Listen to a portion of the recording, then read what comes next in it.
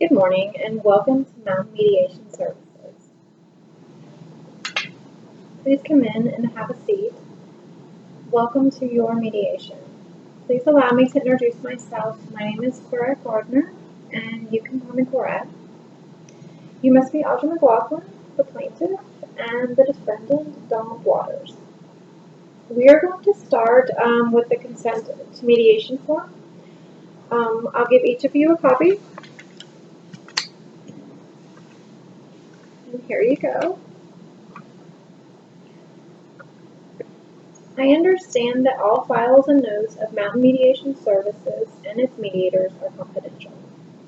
If the parties reach an agreement, Mountain Mediation Services will not provide a copy of the agreement to the court, the district attorney, or any other person who did not attend the mediation. 2. I agree that I will not hold Mountain Mediation Services responsible for any agreements made or failure to reach an agreement during mediation. There are exceptions to this rule. A mediator can be compelled to testify about the mediation in cases involving juvenile abuse, neglect, or dependency. Abuse, neglect, or exploitation of a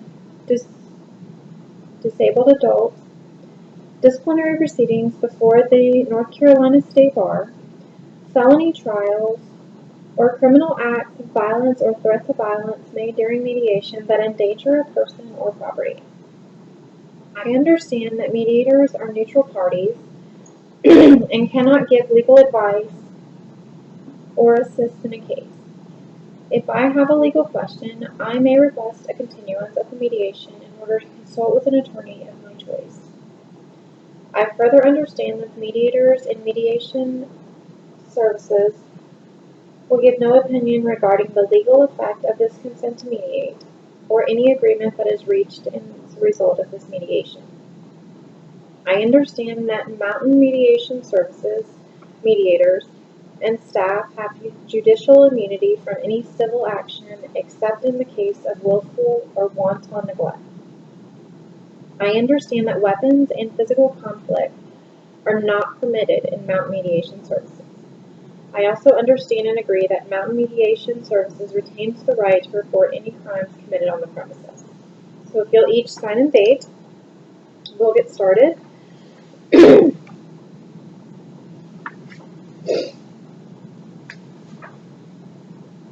We'll first go over some specifics to this location. This is the room that is available for our mediation today. There is a room down the hall to the right for you to wait while the other person is in caucus. The restrooms are down the hall to your left, and there's also down there a refreshment machine with drinks and snacks. I have gotten each of you a bottle of water. I'm going to ask that you turn off all pagers and cell phones. Unless you cannot, then we'll ask that you put them on silent or vibrate. We do recognize that you have a life outside of mediation. If we run through meal times, we will have them provided. Does anyone, before we start, have any limitations that we should be aware of? Appointments, hearings? Do you need to pick up your kids by a certain time? Okay. No? All right, thank you. We'll start by, I'll make an opening statement in which I will explain to you your rights and entitlements, what to expect, and what will occur here to give you a heads up as to what to anticipate in this mediation. After I'm finished with my opening statement, I'd like to hear an uninterrupted opening statement from each of you. You'll have the opportunity to tell me what you think I need to know to bring me up to speed so that I can be as effective as possible in helping you make the most of your mediation. As far as who makes your uninterrupted opening statement, I'll leave that up to you. The way you choose to do it is the way I want to hear it. This is your mediation, and I will support as much as possible how you're going to conduct your presentations and involvement. I assure you that your opening statement will be uninterrupted. However, I will be taking notes and may stop to make sure that my notes are accurate. If there is anything you'd like to say during the other party's opening statement, I request that you make notes on the paper I'm providing you. Here's yours, and here is yours.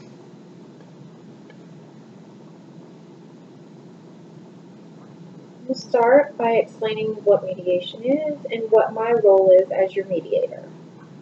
Mediation is negotiation with the assistance of a neutral, the mediator, and I'm here to help you negotiate.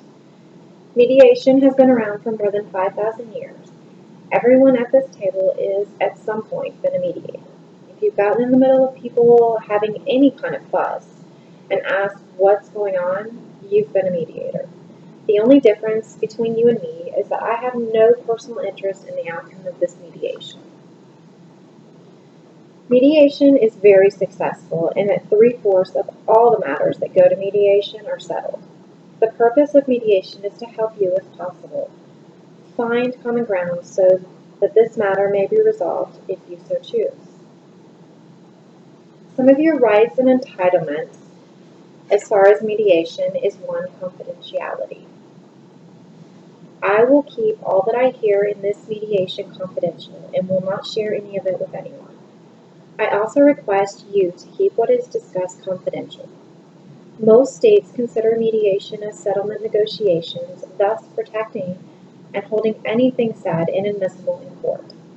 However, there are some exceptions. I cannot keep confidential and must reveal any threat of violence, harm, or worse to anyone, and past or present abuse of any kind or threat of future abuse. 2. Voluntary. This is a voluntary process. If this process is not meeting your needs, you may leave at any time. If you've been ordered here, you are required to negotiate in good faith. If you think you want to leave, I only request that you confer with me. You don't have to, however. I may have a perspective as the neutral that may be helpful to you so that any decision you make will be with all the available information. By the way, anything I say in this mediation is an invitation for you to consider and nothing more. Also, consider that you've designated time off your schedule to be at this mediation. And for most, it's costing significant sums of money. So I encourage you to use this time to the fullest extent possible, to see how far you can go in resolving, or at the very least, limiting and or clarifying the issue of your conflict. 3. Neutrality. You are entitled to a neutral to assist you in this mediation. I can't just say I'm neutral. I need you to believe it.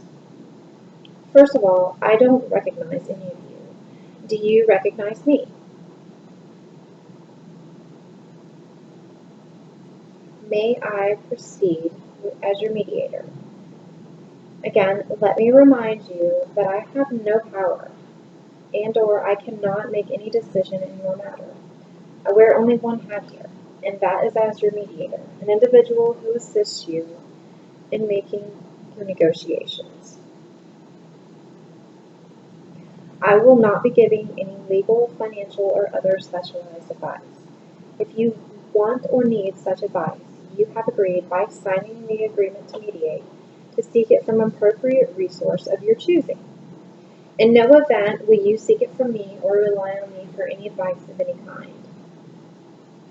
Additionally, you have agreed that you will not call me as a witness in court in this matter if it does not settle.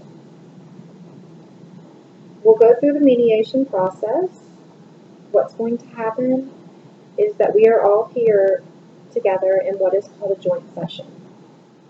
We will remain in the joint session until all opening statements are presented. We may remain after the opening statements in this joint session if you are okay with this, and or we may caucus if you feel that that is necessary. A caucus is a private meeting. Any of you, Roger McLaughlin or Donald Waters, may call a caucus. If you wish to speak with me privately, and or if I wish to speak with you privately, a caucus may be called. If you wish to go to caucus, we will do so immediately. If I meet with one party in a caucus, at the conclusion of that meeting, I will meet with the other party. At the conclusion of those meetings, I will ask if there is anything you wish for me to hold in confidence. Whatever you request that I hold in confidence, it will be done. There may be a disparity of time that I spend in caucus with one person as opposed to the other. That does not mean that I'm forming any favor or affection for one party over the other. The reason for the time disparity is that it may take longer to say what I have to say with one as opposed to the other, or it may take longer for you to say what you need to say to me than it does the other. While I'm in caucus with one party, I request that the other party write down notes on what you'd like us to address when we come back together.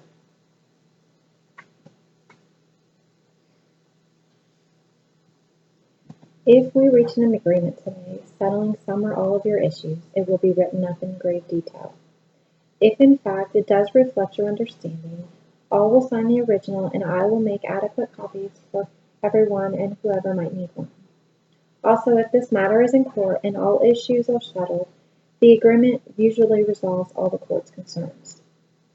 If, however, we only reach a partial agreement, I suggest that we explore some available alternatives, such as further mediation and arbitration before continuing to trial. Hopefully, we can discuss all of these potential outcomes. Thank you for listening to my opening statement. Does anybody have any questions or concerns? Okay. Ms. McLaughlin, as the plaintiff, you will start with your opening statement.